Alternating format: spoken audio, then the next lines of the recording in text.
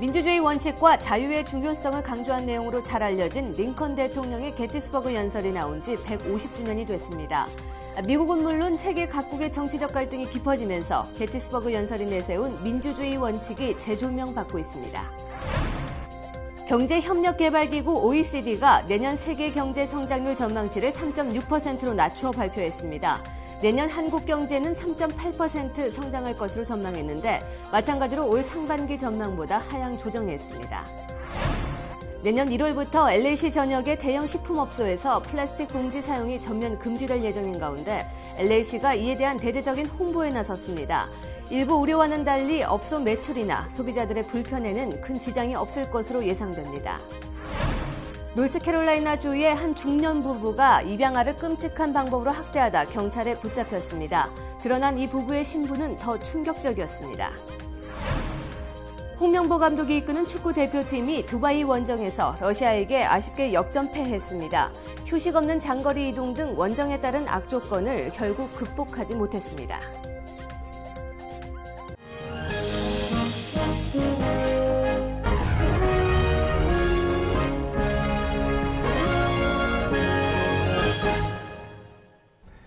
여러분 안녕하십니까? 11월 19일 화요일 KBS 아메리카 뉴스입니다.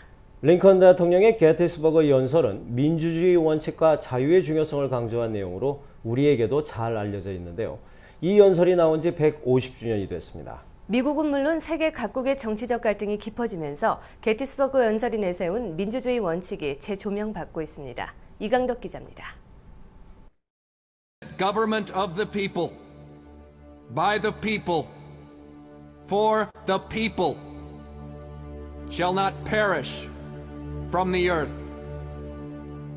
남북전쟁이 한창이던 150년 전 오늘, 링컨 대통령의 국군이 승기를 잡은 게티스버그 전투가 끝난 후 링컨 미국 대통령은 2분여에 걸쳐 짧은 연설을 했습니다. 전투에서 희생된 사람들에 대한 추도사였지만 민주주의 원칙과 자유의 중요성을 강조한 내용은 세월이 흐르면서 더욱 그 진가를 발휘해왔습니다. And he was able to crystallize huge ideas into a few words in a short period of time. To leave us know some of the tragedies that we've had to go through to make it the great country we are. 역사적인 게티스버그 연설 150주년을 맞아 미국 사회는 연설의 의미를 재조명하는 다양한 행사들을 열었습니다. 미국은 물론 나라마다 정치적 갈등이 심해진 오늘, 링컨의 연설은 정치의 실종에 대한 강력한 비판이라는 분석도 잇따랐습니다. But to continue to perfect our nation and a government that is truly of the people, by the people, for the people. 위정자 중심이 아니라 국민을 중심에 둔 국가가 돼야 한다고 강조한 링컨. 링컨 대통령의 명연설은 150년이 지난 오늘에도 민주주의를 존중하는 사람들의 가슴 속에 살아 숨쉬고 있습니다. 게티스버그에서 KBS 뉴스 이강덕입니다. 경제협력개발기구 OECD가 내년 세계 경제 성장률 전망치를 3.6%로 낮춰 발표했습니다. 미국의 경제 성장이 핵심입니다. 박성용 기자의 보도입니다. OECD는 내년 세계 경제가 3.6% 성장할 것으로 전망했습니다. 올해 5월 전망치 4%보다 0.4%포인트 낮춰 회복 속도가 늦어질 것으로 예측했습니다. 이는 미국 재정 위험과 신흥국 금융 불안 등 새로운 위험 요인들이 생겼기 때문이라고 OECD는 설명했습니다. 미국 2.9%, 일본 1.5%, 유로존은 1% 성장할 것으로 내다봤습니다. 특히 중국 8.2%, 인도 4.7%, 브라질 2.2% 등 브릭스로 대표되는 신흥국들의 전망치는 최대 1%포인트 이상 낮췄습니다. These are related especially to the fact that weaknesses have emerged in the BRICS and the emerging economies. OECD는 우리나라의 내년 경제 성장률을 3.8%로 예측했습니다. 이는 지난 5월 전망치 4%보다 0.2%포인트 낮춘 것입니다. 우리 경제의 위험 요인으로 대외적으로는 환율 변동 등에 특히 민감한 수출 비중 높은 경제 구조가 꼽혔습니다. 또 대내적으로는 높은 가계부채와 부진한 부동산 시장이 민간 소비를 움츠려들게 할 우려가 있다고 OECD는 전망했습니다. 파리에서 KBS 뉴스 박상용입니다. 지진 발생이 잦은 LA 지역에서 강진이 발생할 경우 콘크리트 건물 가운데 최소한 75동 정도가 붕괴되면서 많은 사상자를 낼 것이라는 예측이 나왔습니다. UC 버클리 연구팀은 이런 조사 결과를 LA시 당국에 알리고 콘크리트 건물 안전 진단을 협의했습니다. 특히 1980년 이전에 지어진 LA시 1,500개 콘크리트 빌딩은 지진이 발생하면 붕괴할 위험을 안고 있는 것으로 조사됐습니다. 내년 1월부터 LA시 전역의 대형 식품업소에서 플라스틱백 사용이 전면 금지될 예정입니다. LA시가 이에 대한 대대적인 홍보에 나섰는데요. 일부 우려와는 달리 업소 매출이나 소비자들의 불편엔 큰 지장이 없을 것으로 예상되고 있습니다. 노승욱 기자가 취재했습니다. LA시의 플라스틱백 사용 금지안 실행이 한 달 앞으로 다가왔습니다. 연매출 200만 달러가 넘는 대형 마켓은 내년 1월부터 플라스틱백 사용이 전면 금지됩니다. 일부에서는 이로 인해 대형 식품업소들의 매출이 크게 감소할 것이란 우려도 제기됐지만 한인업소들의 경우 큰 지장이 없을 것이란 견해가 대체적입니다. 저희는 일단은 그 법안 자체는 찬성입니다. 시간이 지나면 저희도 익숙해지고 손님들도 익숙해지면 바람직한 결정이라고 그렇게 생각합니다. 이러한 자신감은 이미 라구나비치, 산타모니카, 롱비치 등을 포함한 여러 도시에서 금지안이 성공적으로 시행되고 있는 데 따른 것입니다. 한인 소비자들의 경우 시장 바구니는 익숙한 문화여서 큰 걱정은 없습니다. 환경 오염을 줄이는 데 한몫을 한다는 것도 기쁜 일입니다. 올게닉 마켓 같은 데 가면은 자기가 백을 가져가잖아요. 가져가서 담아오는 것도 좋더라고. 이를 위해 LA시는 대대적인 홍보 캠페인과 함께 무료 재활용 백을 배포하고 있습니다. 하지만 인기가 좋아 어느 곳이든 10분 만에 동일하게 읽습니다. 일부 의원들은 시민들에게 재활용 백을 나눠주기 위해 기금 모금 활동까지 시작했습니다. 내년부터 대형 식품업소에서 플라스틱백 사용이 금지된 이후 6개월 후에는 리커 가게나 델리업소 등 소규모 업소들에서도 사용이 일체 금지됩니다. KBS 뉴스 노승욱입니다. 캘리포니아주 주택 판매가 석 달 연속 감소했습니다. 캘리포니아주 부동산협회에 따르면 지난달 10월 주택 판매와 가격은 동반 하락했습니다. 지난달 캘리포니아주에서 매매된 주택 수는 40만 1,170채로 그 전달에 비해 2.7% 감소했습니다. 지난해 같은 기간에 비해서는 무려 11.1%가 감소했습니다. 노스캐롤라이나주 한적한 마을에서 한 중년 부부가 입양아를 끔찍한 방법으로 학대하다 경찰에 구속됐습니다. 하지만 이 드러난 이 부부의 신분은 더 충격적이었습니다.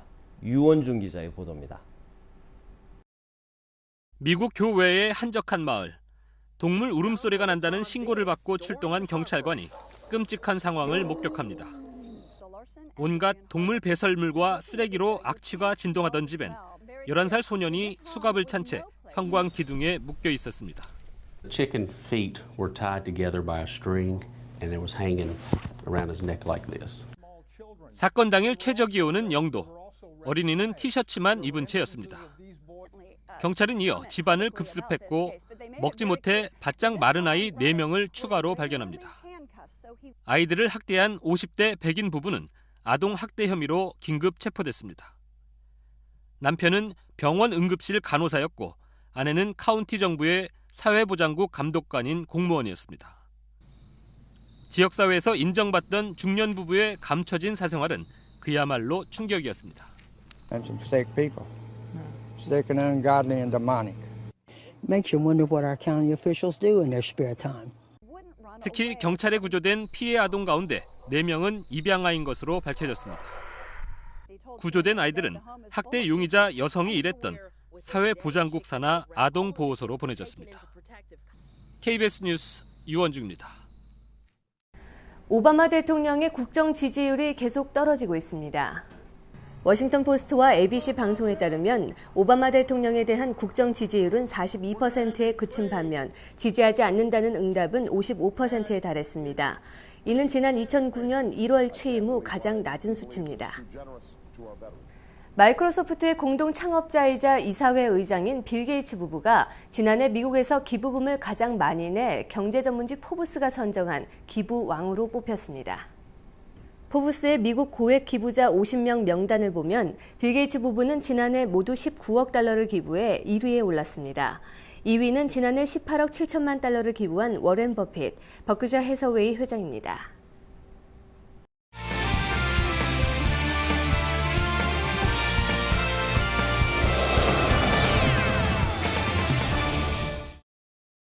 홍명보 감독이 이끄는 축구 대표팀이 두바이 원정에서 러시아에 아쉽게 역전패했습니다. 휴식 없는 장거리 이동 등 원정에 따른 악조건을 결국 극복하지 못했습니다. 이승철 기자가 보도합니다. 초반부터 강한 압박으로 몰아붙인 대표팀은 경기 시작 6분 만에 선제골을 얻었습니다.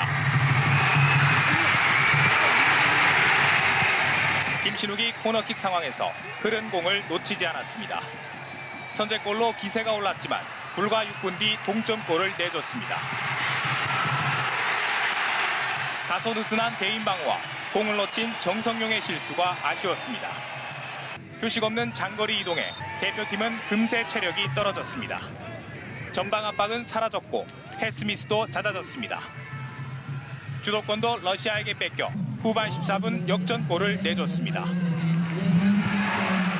축구대표팀은 러시아의 2대1로 져 3연승에 실패했고 첫 원정 경기 패배를 기록했습니다. 아무래도 정상적인 상황이 아니니까 조금 체력적인 면이 다른 데보다 빨리 소모됐죠. 하지만 저희는 지금 이 경기가 중요한 것이 아니라 원정에 따른 부담감과 빠른 체력 회복 문제 등 본선에서도 부딪힐 변수들을 극복하는 숙제를 안게 됐습니다. 악조건 속에서 치러진 첫 원정 경기가 축구 대표팀에게는 값진 경험이 될 것으로 보입니다. 두바이에서 KBS 뉴스 이승철입니다. 발목 부상으로 그동안 그라운드에서 좀처럼 볼 수 없었던 박지성이 50여일 만에 팀 훈련에 합류했습니다. 박주미 기자입니다. 박지성이 오랜만에 팀 훈련장에 들어섭니다. 가벼운 러닝과 드리블 훈련을 소화합니다. 지난 9월 말 발 부상을 당해 2달가량 결장했던 박지성은 팀 훈련 합류로 복귀 초읽기에 아르헨티나 축구입니다. 득점까진 좋았지만 큰 사고로 이어질 뻔했습니다. 미국 프로농구에서도 아찔한 충돌 장면이 나옵니다. 상대 선수 다리에 안면을 강타당한 폴. 18득점에 11도움을 올렸지만 팀은 넉 점 차로 지고 말았습니다. KBS 뉴스 박주미입니다.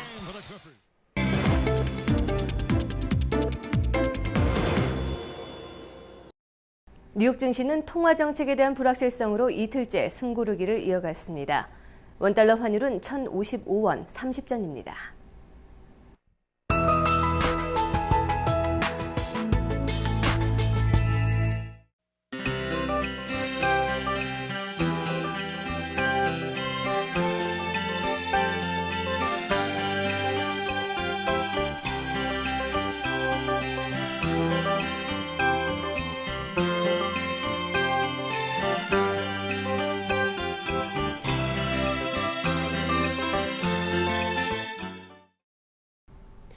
화요일 밤 KBS 아메리카 뉴스를 마칩니다. 시청해주신 여러분 고맙습니다.